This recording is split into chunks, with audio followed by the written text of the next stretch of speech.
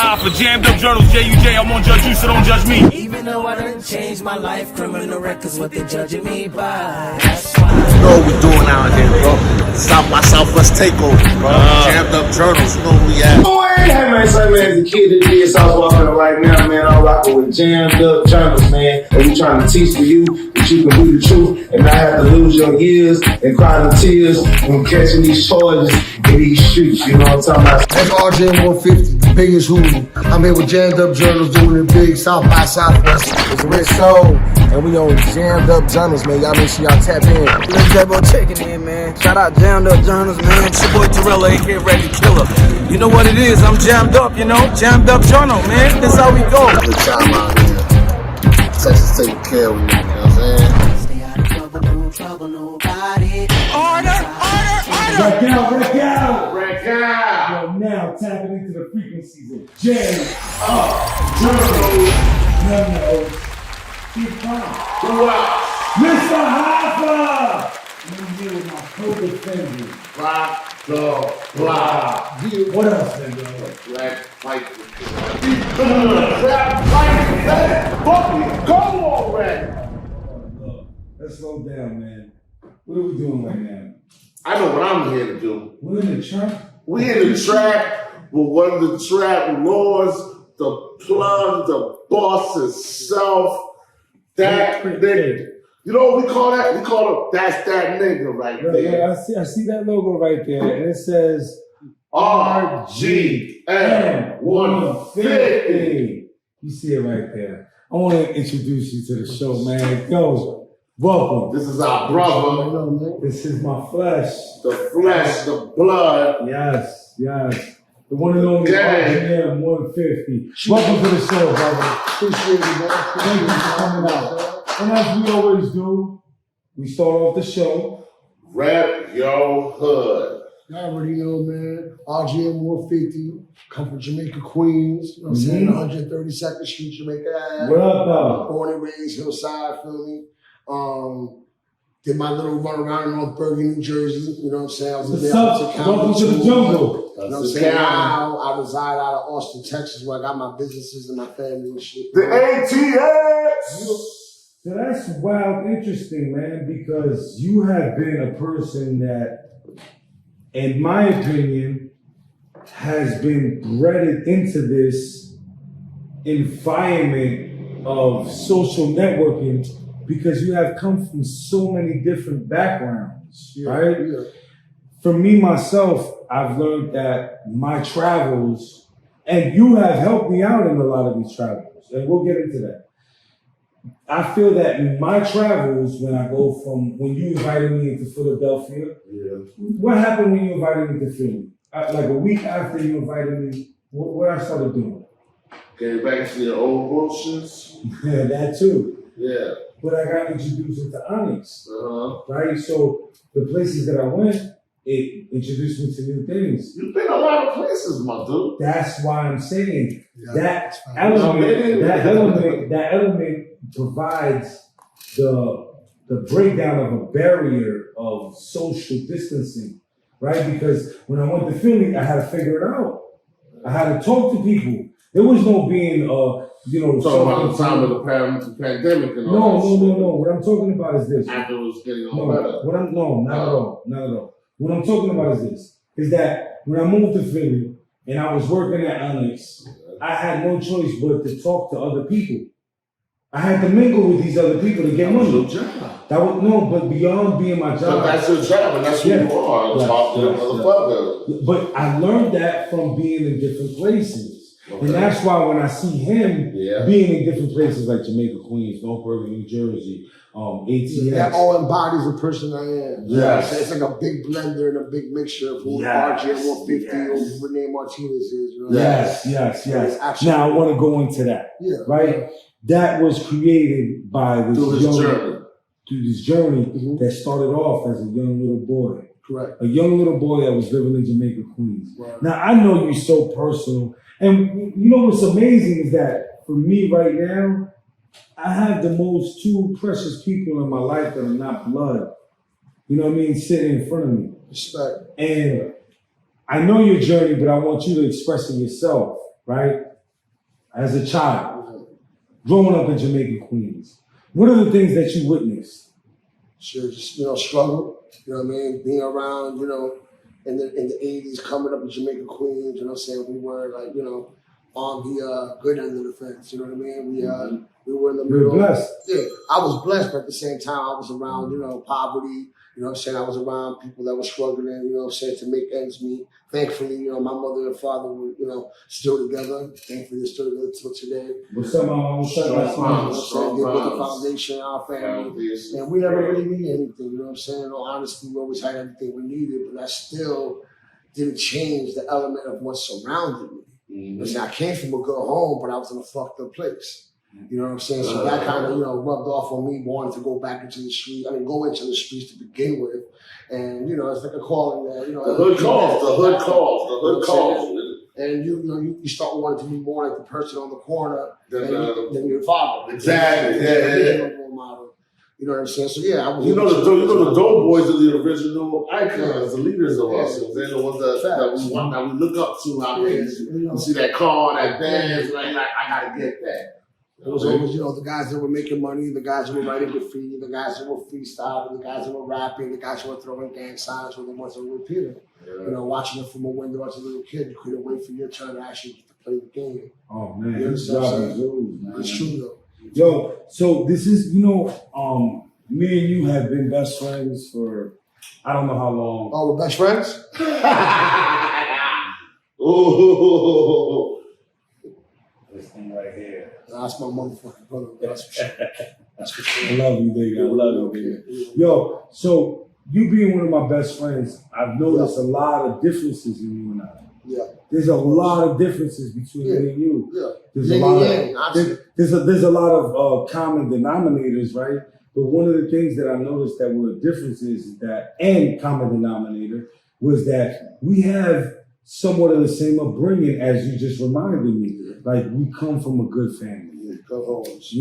I know your mother very well. I know your father very well. Yeah. You know my family very well, right? Yeah. And we both come from homes that have a lot of integrity and faith, right? But somewhere down the line, you went one way and I went another way.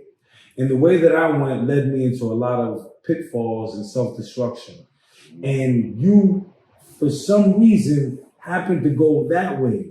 And it led you into a whole nother thing, right? Yeah. And I want to tap into, like, what was it that led you, and you don't have to talk about me, you can talk about yourself.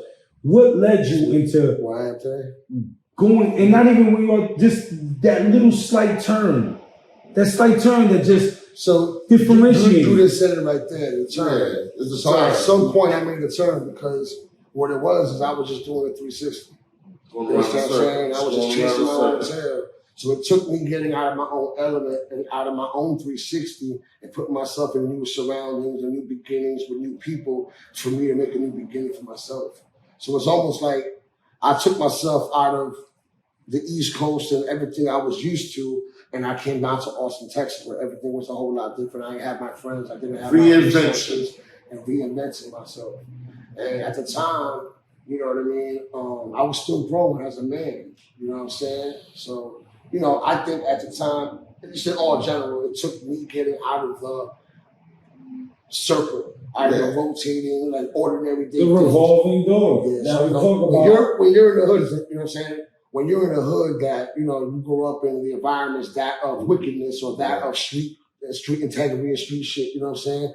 That's what you have to look forward to. Mm-hmm. You understand what I'm saying? Like, you're only going to get as far as you can see. Yeah. You understand what I'm saying? So if your vision ain't right and your surroundings ain't right, you're never going to have the opportunity to even learn something new, to even acknowledge that you're better at something different. You know what I mean? The same person that, once again, back to the corner, back to the window, the same person I was looking at, with the nice car and the nice jewelry, could be a CEO of a multi-million-dollar company. Or could be, the vice president of sales for a corporation that's making millions of dollars. They have the same mentality. Obviously, they're successful. Yeah. You know what I'm saying? But it's just different. I would have stayed, maybe I've been successful as a person, but I would have done it their way. The same way that I was an element of. So it actually took me to get out of that keep that same mentality and just drive for what I wanted. The good thing is I did what I loved. You know what I'm saying? So you got out of your circle with that ambition and that drive and made it work for you. Yeah, and I started chasing my own dream instead of somebody else's. Interesting.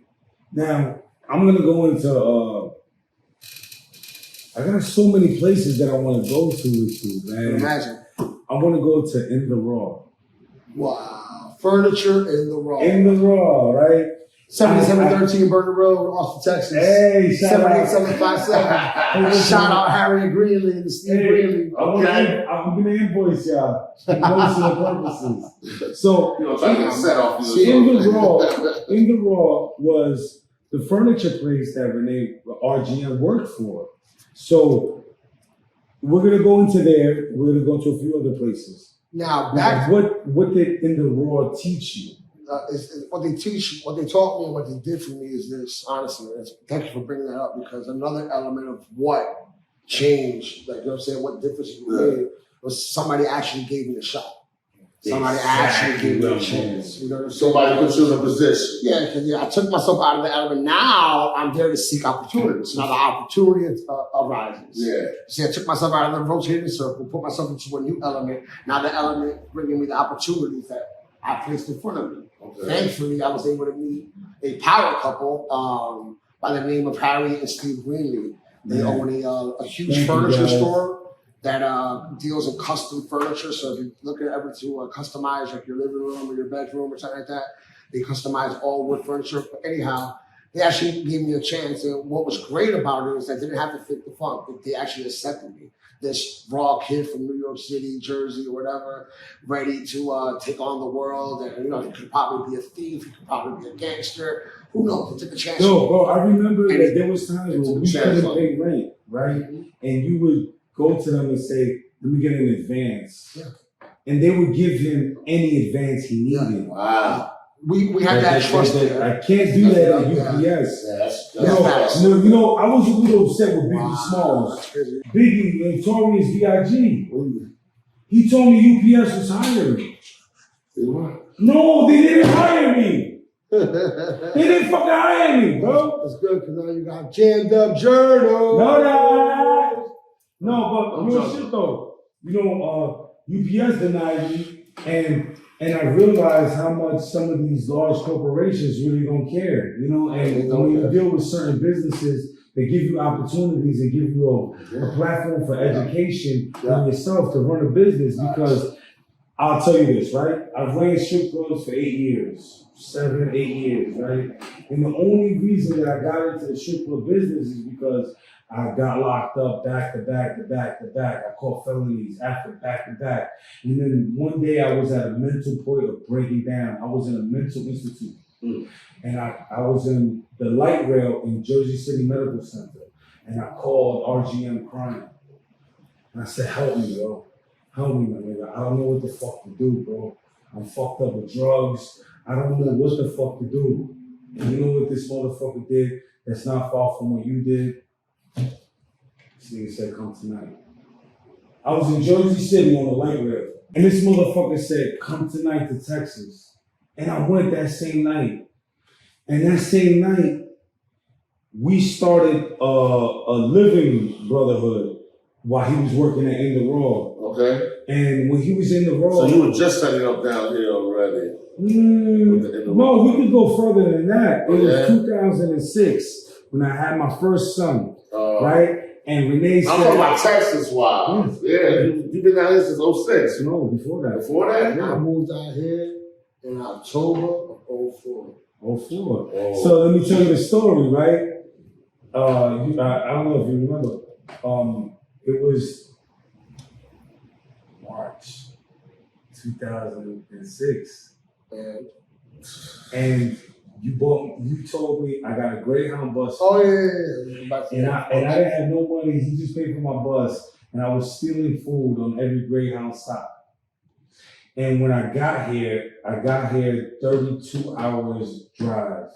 And the second that I landed, I got here, I touched down, I said, let's record. Remember that? I keep 2 gas, 1 chrome, 1 burner black. Be like Bernie Mac, yeah, I keep it hot like where the furnace at. Yeah, you know I'm burning it up. Stay pumping that stuff across beats like I'm crushing that dust. Yeah, you know. I had a lot of time to ride on that bus. I've been had that shit. I've been had that shit. Yo, still to today, that's one of my favorite records. Yeah, was it? Yeah, that was an era for us. Yeah. And the point that I'm trying to get to. That's when I started taking my music serious and like got into all this. Oh, we're gonna go into that a little bit more, right? Yeah. But the point that I was trying to get into is that he created opportunities for me. Yeah. You know, and he's always been creating opportunities for me. That's why through all the trials and tribulations and the up and downs that me and him have, because me and him is no different than me and you. Yeah, no. It's no different. And mind you, just to let everybody know on camera, so we don't get, whatever speculation over. I already got a when I brought him over here, I wasn't on. Like, I wasn't getting real money. Like, I mean, I had, like, you know what I'm saying? I had a job. You was broke too. Just wanted to I had a job. I had an apartment. I had an apartment. I had a car. You did that. That's all. But I wasn't on. Yeah. So when I put him on, I mean, multiple people that I've helped, you know what I'm saying? At the time, like, I wasn't really at a point where I really could afford it. It was just like, you know what I'm saying? Took a lot of risks. Yeah.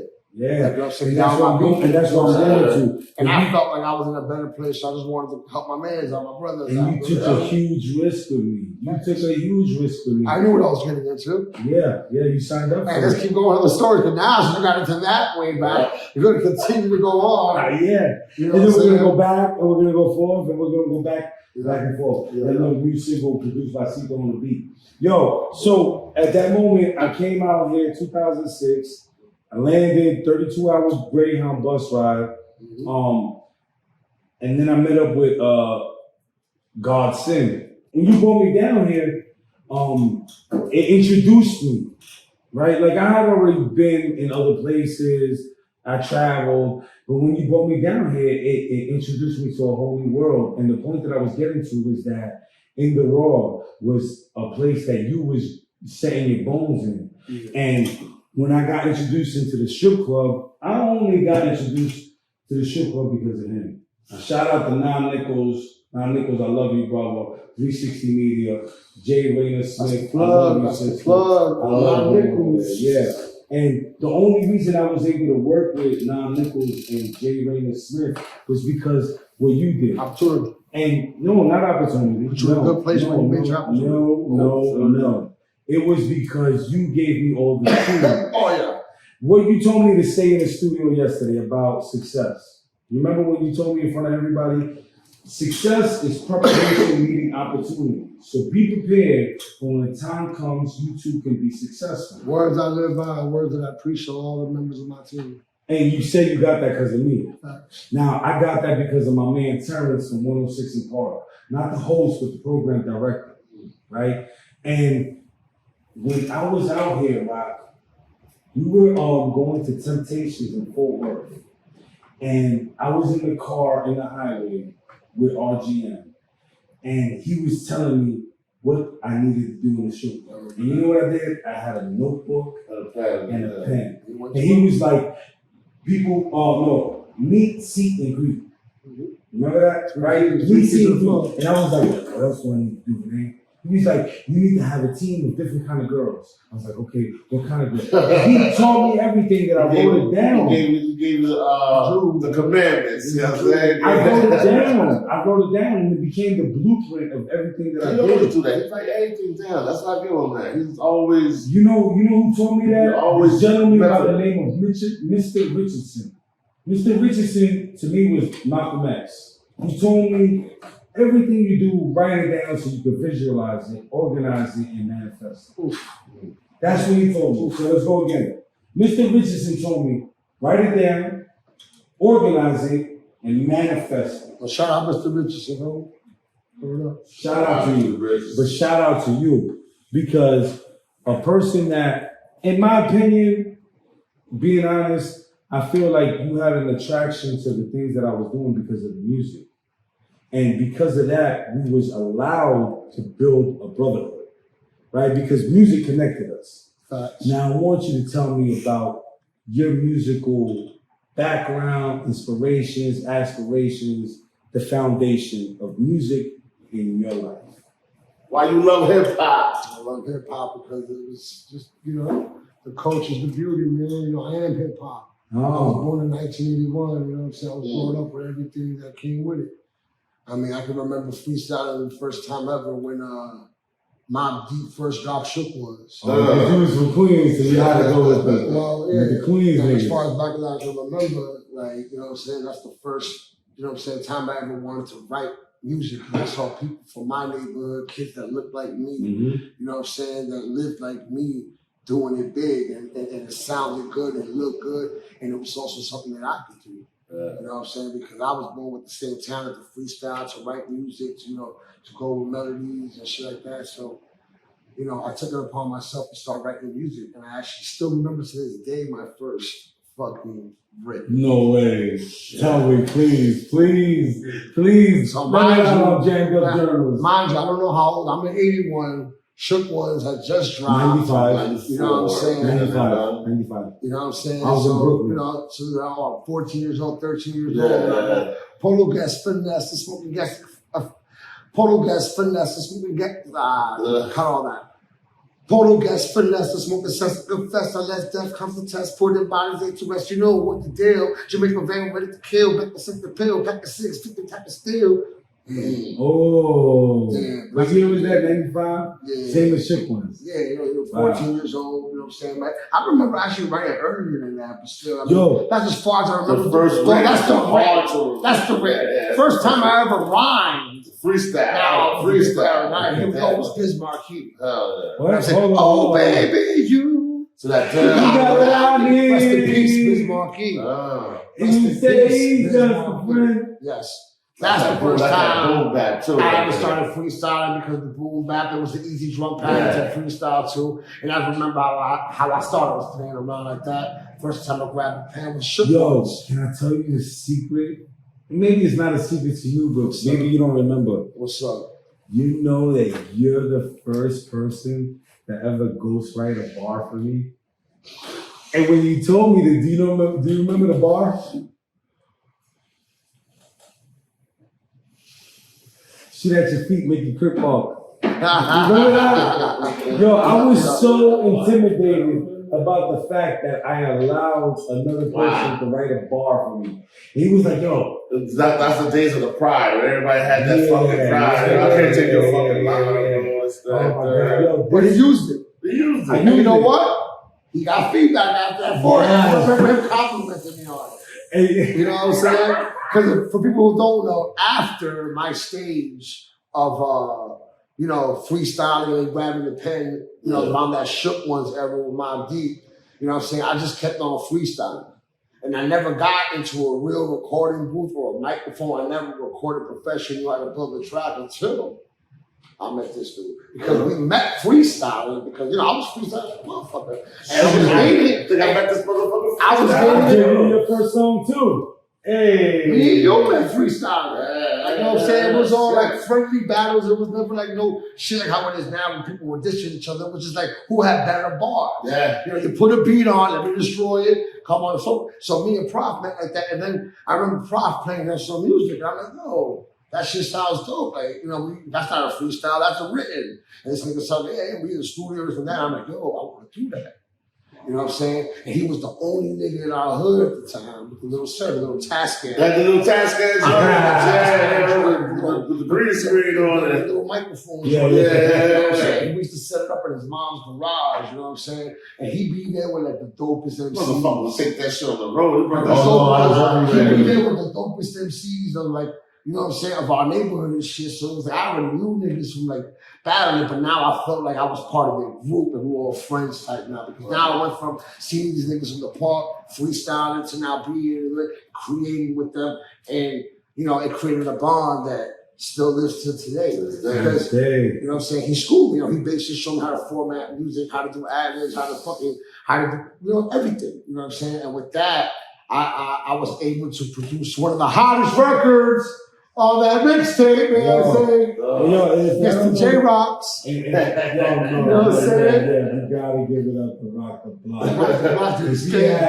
hold up, you better slow up. I told you motherfuckers how we roll up. Up. I said, hold up. I was jammed up. Yo, oh no, I was jammed you up. fronted on me. Yeah. You fronted on me. Because I wasn't out. You know what happened? So I'm like, nah, don't. You know what happened? Look, I was jammed putting up. out the first of all, we're talking about. So I'm jammed up, and I get the call, whatever, and then Rosa's like, yeah, Prof came over here, you wanted to hold up. I'm like, yeah, give it to him, right? Because I'm jammed up. Like, I don't want no music to be bumping this shit. I ain't there. I said, Rosa, give me the fucking song. Give me the okay. I gave it to her. I'm like, she told me, she was like, I don't care what he says.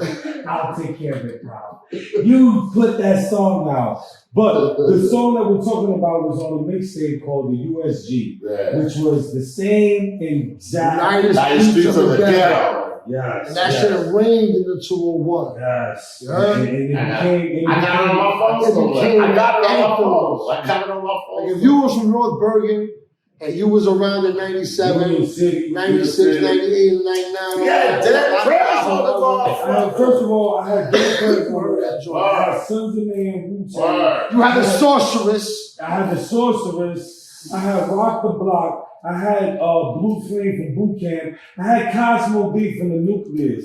Jam on it. Jam on it. Jam on with Jammed Up Journals. And mind you, all these names that he's saying were kids, man. We were teenagers at this time, bro. I was 19. We were teenagers at this time. I was 19 producing an album with fucking the names. Yeah. But that moment right there was a moment. That moment was right there, like changed the course of hip hop. Yeah, I never. That was actually a moment of seeing that you could actually do something. And it was cool. It was cool because at the time, the rappers and the lyricists were. It was like, you know, you had your Midtown niggas, you had your Uptown niggas, you had the 3-9 niggas, you had the 2-6 niggas. You know what I'm saying? And like me, and anybody who knows me, I know a lot of motherfuckers watching right now. Y'all knew I was the fucking man of the motherfucking I was the only nigga to come from the city into North Bergen, and I was cool with everybody. I was cool with niggas from 3-9, niggas from 6th Street, niggas from 8th Street, niggas from Uptown. I was the one squashing beefs. Like if niggas had beefs with the Lion Kings, Neanderthals, anything. I was always like the man because I was the one who would bring both the crews together and squash the beefs. Great. Now let's get into that. Let's get into the. I might have been the cause of some of those beefs. Now, before we end that stuff, there was a time, I ain't gonna front you, while I didn't know what was gonna go down with me, what we had to do. Yeah. You know what I'm saying? You know the story? You know, I don't want to get into that because, you know what I mean? There's we can highlight it. And there was a episode where he was with a certain side, and he was on that side, but the sides had differences. And it wasn't a thin line. It wasn't a line that understood that y'all was not in immediate differences, but the people y'all was around immediate differences. Yo, that's happened to me plenty of times. I've always looked at this nigga like one of the realest niggas. Like when it comes to 3-9, this nigga was like one of the real niggas. Rest in peace to King Messiah. Word. That was one of the realest that ever come out of Hudson County, man. Rest in peace, King Messiah, Papo. Y'all know him. Straight jammed up. Yeah, shout out to the whole 730 Bad Boy Shop. But in those times, this brother right here was one of the others. In those times, we used to have fights and beefs with other crews. But say my crew fight your crew, but me and you cool. Yeah. I'm gonna fight your niggas. I ain't gonna fight you. We good. You know what I'm saying? We gonna circle around each other. And that shit lasted a long time. A lot of people got by like that. So you don't never have to fight your friend. You can fight his friend and you can still be like, yo, what up? Yeah, that shit was crazy last night, right? But you know what I'm saying? So we bouncing around and we touching various important subjects. Yeah, but I didn't remember that shit, man. Yeah. Like, that was on Fist and Fury. Yeah, it was on Fist and Fury. So now let's get into it's a good era though. Let's get into it made men out of boys. You know what I'm saying? Made men out of boys. Let's get into the era of transitioning from music into executive. Yeah. So basically, I did the music thing. So when I moved to Austin finally, was because, you know, I had a good friend of mine, one of my brothers by the name of Carlos Estrella, may he rest in peace. Oh my God. August 19th, 2015. I had my family basically try to move me out of Jamaica, Queens, from 132nd Street to North Bergen. Now, North Bergen looked better because it was more of a suburb area, but in all honesty, I got more trouble in North Bergen than I did in fucking But you know what's crazy is that North Bergen go from like Jersey City all through Union City all the way. It's as wide as long as like 3 fucking cities. It was a nice environment, but it was still the same people. Exactly. You know what I'm saying? It was a bunch of people from New York and from other parts of the boroughs that moved to Jersey to get into a better place. You understand what I'm saying? Exactly. And yeah, like, you know what I'm saying? I started doing the music shit in Jersey, obviously, started developing my craft. And at some point, my brother Carlos moved to Texas. And I came out here and I got to see what it was. You know, I came out here and I saw that it was a beautiful environment, beautiful surroundings. Everything was brand new, clean. People were fucking friendly.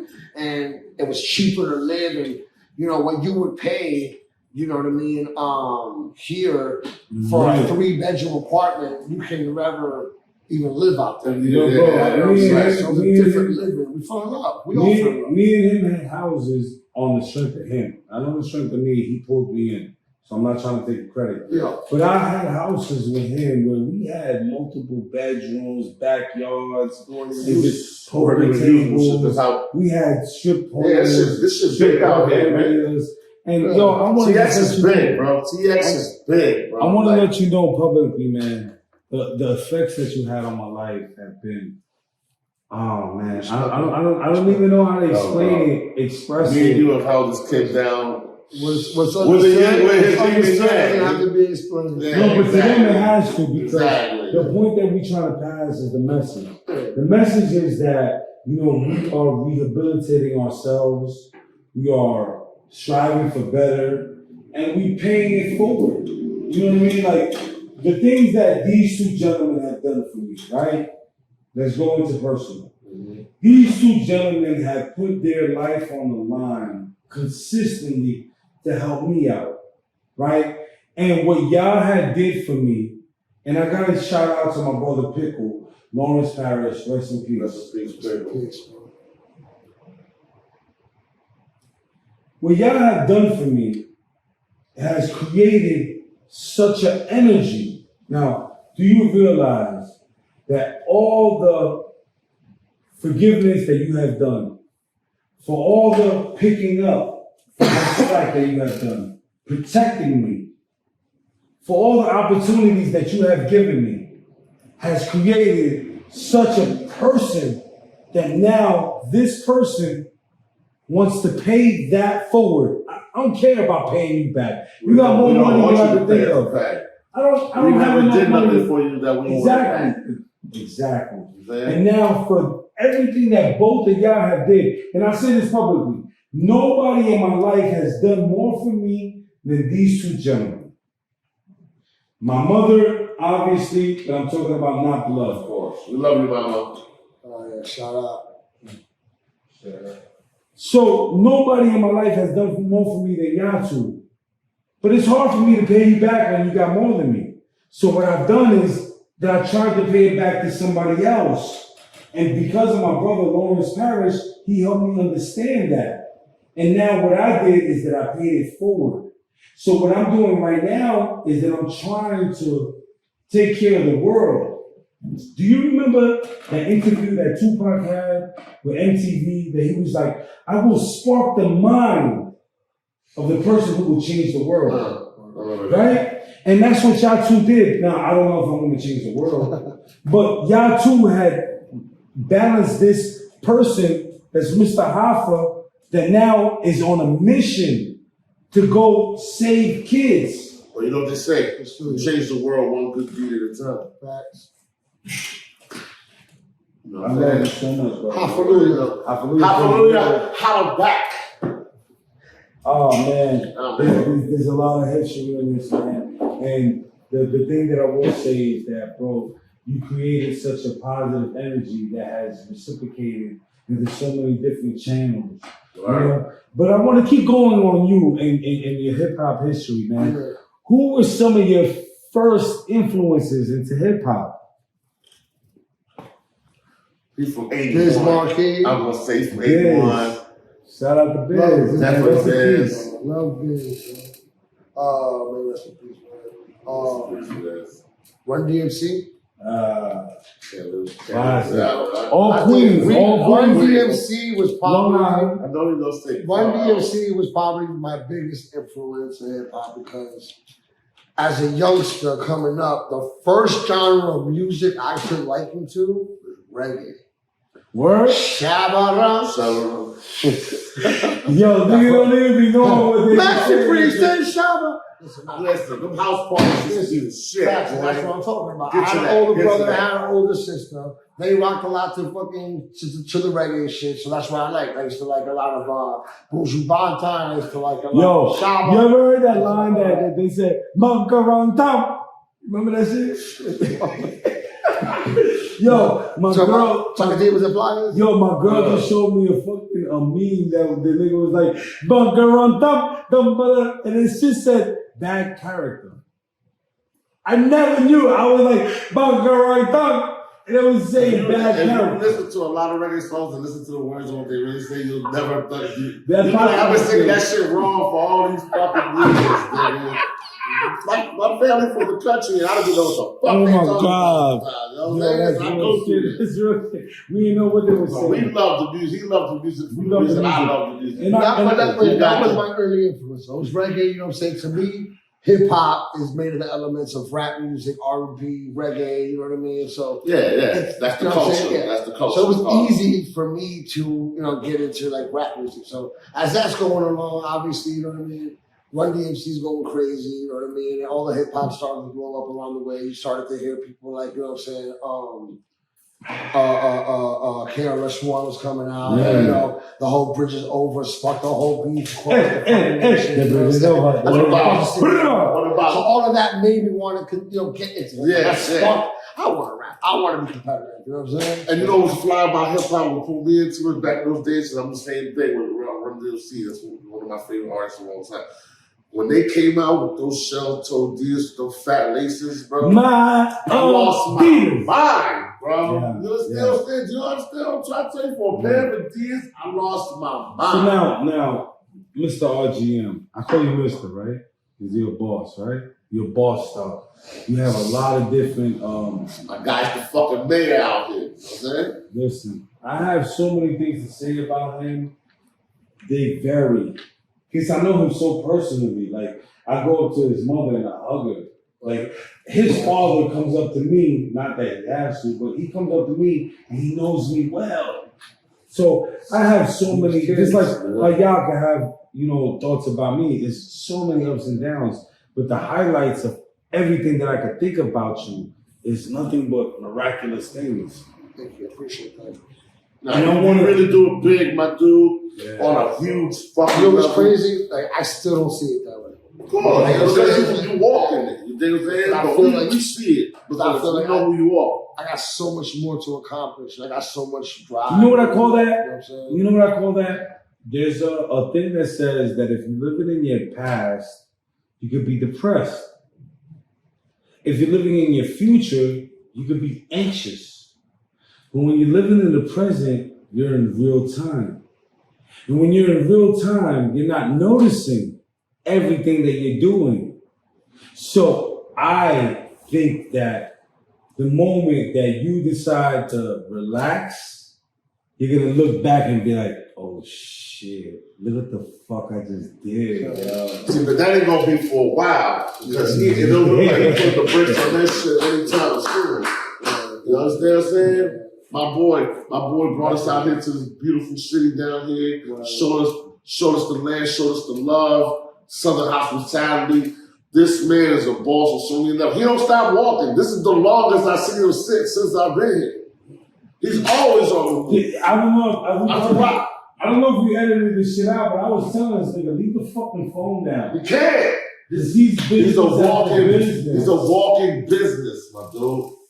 And don't stop here. He's walking. When you see him walking in the street, he's walking from a business to another. Yeah, you're going to see him walking in the street. Believe that shit. He's not going to see him walking in the street. He's going to be carried by like 6 strippers in a fucking chariot. Just for all the people to know, I don't do nothing illegal. I'm not involved in it. That's the beauty, right? Oh, I'm so happy. I'm so happy you brought that up. This is legal money. I'm so happy you brought Legit that up, paper. man, because now I mean, everybody knows me. I never really was no drug dealer when I was growing up. I was around drug dealers. I was around dope boys. I was around. Man, shut the fuck up. You was in the mix. You was in the mix. But you knew the escape I never route. made no career out of it. Yeah. I never made a career out of it. Exactly. As a teenager, I made some deals, but I never, you know what I'm saying? A hustler is a hustler, regardless if you're selling fucking cars or drugs, nigga. Yeah. So once You again, good at it, you good at and it. once again, it goes to your environment. You are what you eat. The people that I lived up to back in the day, unfortunately, are around. Like you know what I'm saying? Wow. And now that when I changed my element and I started looking up to different type of people because of the different new reinvention of myself, here I am. Here you are. Yeah. I want to be like, you know what I mean? So what I wanna express to the people is that like we all had obvious problems, right? You had problems, you had problems. I know both of your problems. Yeah. I had problems. I know all my problems, right? And if I focus on just the problems, I might seem like the old head who's just Folks like problems. I never got out of bed, bro. yeah, exactly. So what are some of the solutions that you have to give to them? Set goals Mm. and really fucking go for it. Like hold yourself accountable. Like you know what I mean? Mm. Dreams are dreams until you make them a reality. Oh, You know what I mean? shit. So you gotta make it. So a dream's a dream until you put it on paper. And once it's on paper, now it's a plan. Now it's a blueprint. Start checking stuff off as you go along. And keep going. The thing is, people waste valuable ideas because they don't follow up. They waste so I forgot who it was that was saying that. I think my brother Sauce Walker, he was saying that, you know. Shout out to Sauce, man. I fucks with you, man. He was saying like there's millions of people coming up with millions of ideas and they don't execute them. Like, you know what I'm saying? So there's a millionaire in every single neighborhood and every single friendship and every single crew and all that, but it is all about actually doing what you're supposed to do. Don't waste your time and energy talking about it. Right, it's just like the vision. You can have the dream, but until you put it down on paper, all it is a dream. The minute you put it on paper, Now it's a plan because you wrote it down. Execute. Wow, yo. He just gave you a jewel that can be lasting through so many generations. It does not have any barricades on genres. He gave you an execution plan that can be applied to any youth, any struggling person that has a goal. Now, you can go to sleep and dream. Man, I love you for dreaming. And when you wake up, are you going to leave your dream in your bed? And you didn't leave your dream in your bed. You know, you had the dream. I want to dream big. Listen, there were so many times I would talk to my friends about making it. So many times I talked to my friends who were like, yo, this is what we're going to do. This is how we're going to make it. This is how we're going to blow up. And it was all just A dream. the actual time I took action, it was like, well, what I got to do to make it to the next level? All right, get this out of it, get this out of it, get this out of it, get this out of it. Guess what? Now I've completed everything on that list. Now I got a product. And now what I was able to move was I was able to take my product and actually network it and actually brand it off to like, you know, what it is now. Dope, because we're going to go into that. Dope, because this weekend, I got mad frustrated, bro. I'm not gonna lie to you. I got mad frustrated, and I was like so fucking like, you know, I'm trying to sell my merch, and my merch is not selling, and it's not selling because it doesn't have quality. It's just I didn't have opportunity. That was then. Today I saw more merch on. They got today I saw a lot of merch. Hold on. For a lot of people. So I kind of forgot where I was going to, but you know, I had a lot of obstacles this week, and it was like, yo, if I allow this obstacle to consume, to define the failure, then I'm not gonna grow. Yeah. And I used it for me instead of against me. And it's the same exact mentality when somebody tells you, I did the time. I didn't allow the time to do me. You know what I'm saying? Like, everything that we go through is helping define our character and mold us into our next step. You know what I'm saying? And the things that I've gone through have helped me define to the next step. And I want to get into the next question. What's your next move, your best move? What is going on with your next move? So my next move was not my best move, because my best move is still ahead of me. Oh, that's for sure. I mean, the moves that I made have made great relationships. I've made great relationships all across the country, all around industry or whatever. But the next move is what's gonna benefit from that. You know what I mean? So yeah, my best move is still ahead of me. Yes, you're not even done yet. That's basically what you're saying. The best move that I've made thus far. Another question is working with me. Oh no, is actually believing in myself, because I started becoming successful in what I do in the strip club industry. Because I was able to integrate with a lot of great people and learn a lot of great trades, and I was able to show you those. You taught me a lot, and we made a lot of money together. You know what I'm saying? I made a lot. So with that being said, it's like it was time for me to start following my dream. And what it was is just like how I am now. I don't stop. Yeah. I didn't stop when I went to the strip clubs.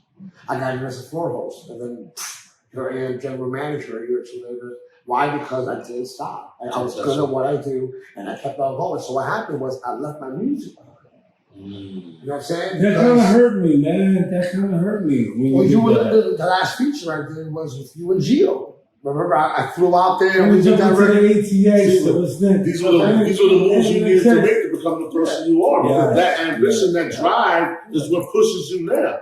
Yeah. You're still that dude that's making those moves on the floor, but you're making them out here in the world. And back then, music was my passion, but the dream was wrong.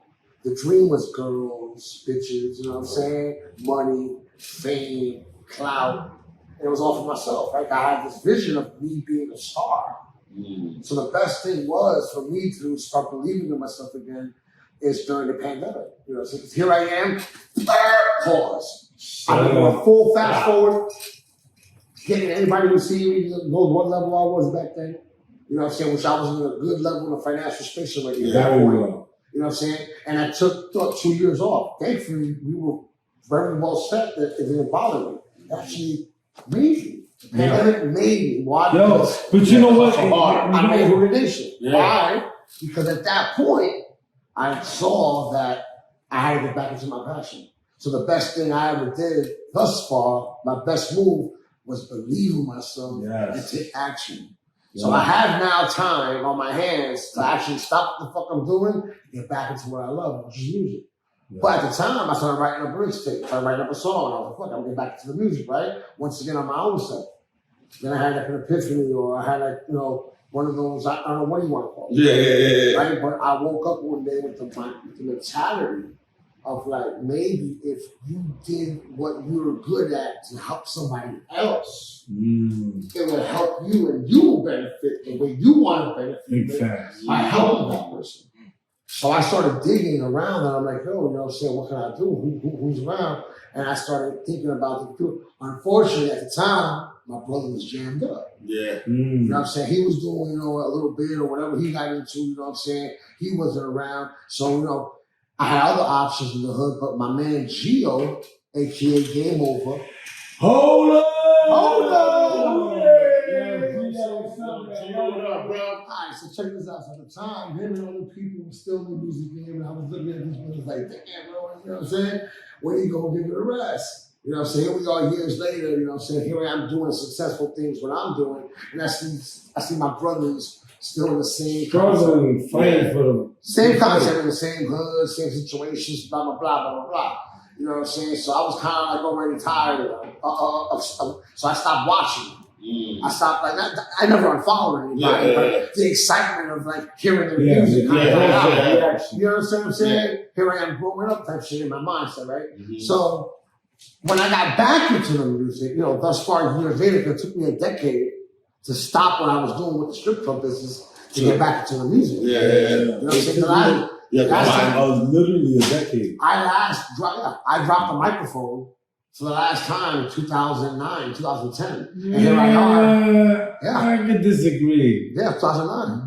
No. The $1 Million Man mixtape dropped in 2009. I went out there and we did that song I was on together in that 2009. Yes.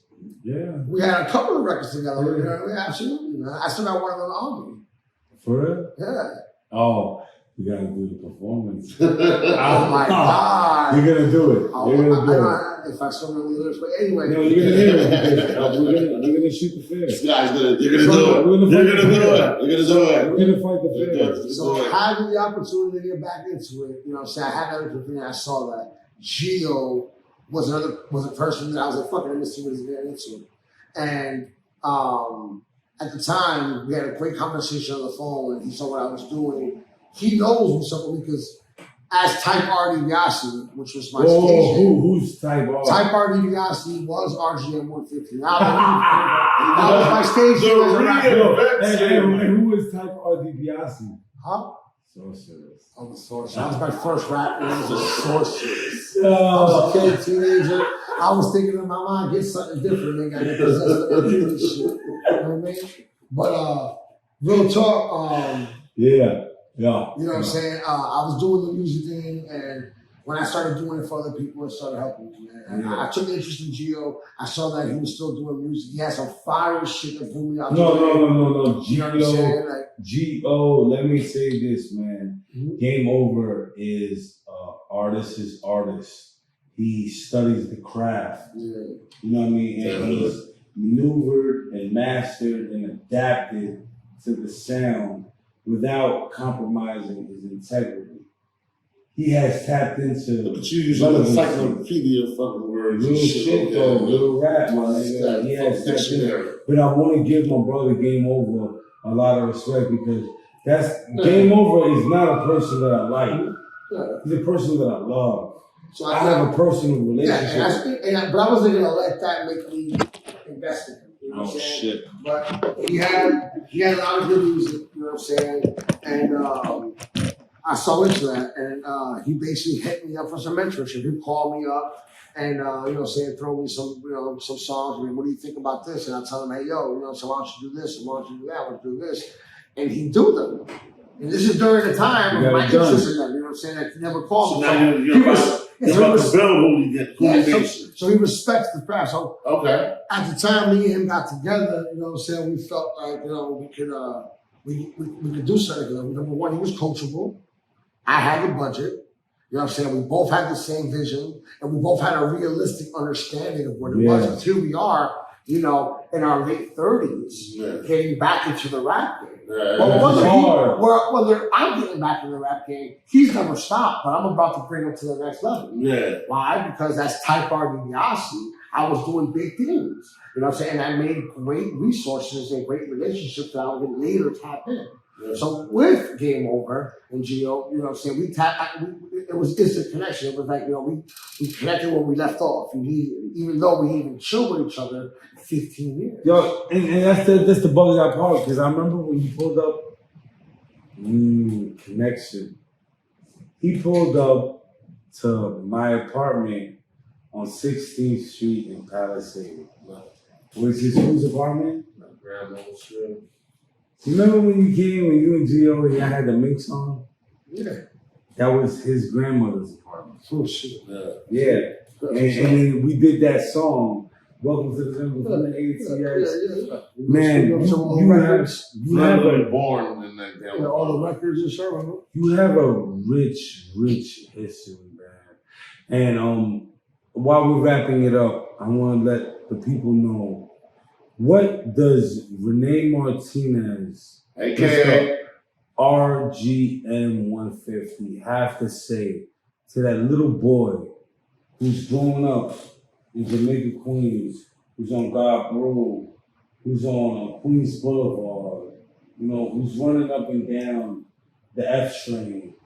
You know, what does Renee Martinez, RGM, have to say to that little boy that doesn't know whether to go left or right? The world's bigger than your neighborhood. Wow. The world's bigger than the Facts. neighborhood, man. Wow. Big facts.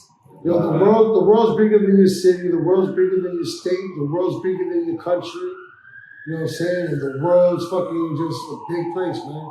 So really get out there and try again. If you did, Some people keep on trying and trying and trying and trying and trying and trying. They fail and try, not knowing that all they got to do is just try somewhere else. Try with a different environment. Try with different surroundings. Try with different connections. Try with different people. Give it that same effort you gave it to where you failed in a different place, in a different space. And that's real talk. You know what I'm saying? Wow. Wow. Let's go back to these questions. Wow, man. Dropping jewels on. That's such an amazing thing to say to the people, man. What we got looking forward to RGM 150? What we got looking for Hoolie Nation, RGM 150. What's Hoolie! Hold up! Yeah. A whole lot of motherfucking drip. That's all I got. A lot of money, too. Shit, I need to get down with that. Yo, we got big plans, man. We got Game Over.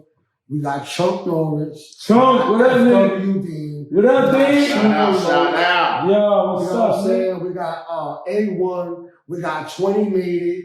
You know what I'm saying? We got Angel Love. You know what Angel I mean? Love. We have a lot of The people. whole family. We have a lot of people on our roster. We have a lot Robert of records. DeVilla. We have a lot of records in our vault, and you're gonna see a whole lot of music, a whole lot of Hoolie shit. Yeah, a You know whole what I'm lot saying? of Hoolie shit, Nation is man. A whole lot more water on this man. Like, Hoolie Nation is the reason why it's called Hoolie This is Nation. one. I didn't It's see dripping in that. here. Damn, man. There's a lot of things going on there, bro. Dripping, dripping. My necklace is wild to play. It was a certain flow that I had going on, but you know, moving around and shit. Man, it's so inspirational. What do you want to say before we leave off? How do they contact you? At RGM 150, every platform. At RGM 150. You want to send me money? At RGM 150. You want to send me records? At RGM 150. You want to send me info? At RGM 150. Damn. At RGM 150. RGM 150 at iCloud.com as well. All that. Now, I so appreciate it because we've gone through a cycle of things. And the common denominator is that, like, we're not meant to survive because it's a setup. Even though you're fed up, you gotta keep your head up. Peace. You got me the